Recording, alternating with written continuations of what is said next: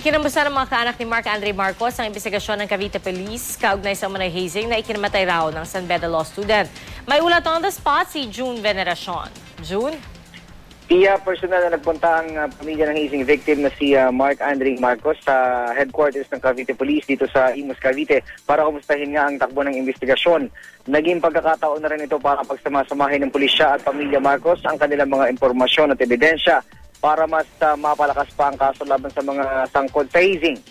Sa susunod na linggo, inaasahang isasampa na ang amended complaint na murder in relation to hazing laban sa mga na-identify na suspect gaya ni Gian Angelo Veluz at kanyang tatay na si Angelito Ethan Veluz, ang may-ari ng farm kung saan naganap umano ang hazing.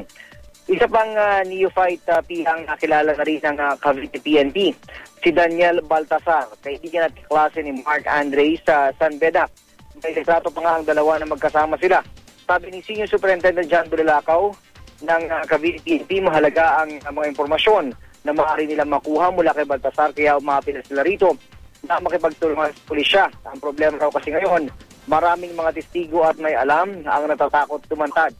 Sabi naman ng ama ng biktima si Engineer Mac Ferdy Marcos, matatahimik na daw sila kapag nabigyan na ng hustisya ang pagkamatay ng kanyang anak.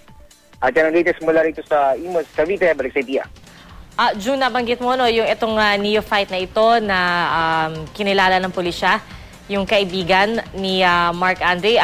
Siya ba personal na nakausap ng mga pulis? Yan nga yung ginagawan ngayon ng paraan ng pulis sa Pia. Sa tulong na rin ng pamilya Marcos, tumahanap sila ng paraan para magkaroon ng contact dyan kay Daniel Baltasar na yan.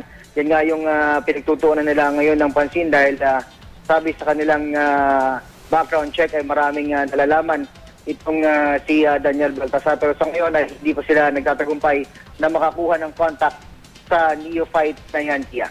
Pero bukod sa kanya, meron pa bang ibang tinutukoy ang mga polis na posibleng maging testigo?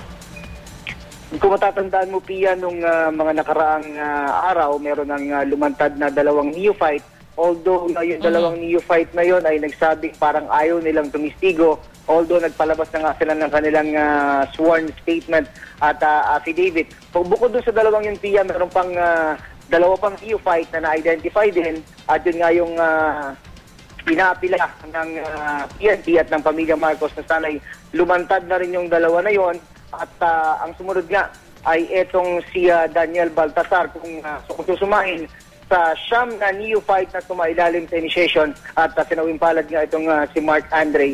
Lumalabas na tatlong neophyte na lang ang hindi pa nakikilala at crucial daw itong mga ito, Pia, para ma-establish kung sino-sino yung mga doon sa initiation right noong araw na sinawimpalad si Mark Andre Marcos, Pia. Alright, maraming salamat, June Veneracion.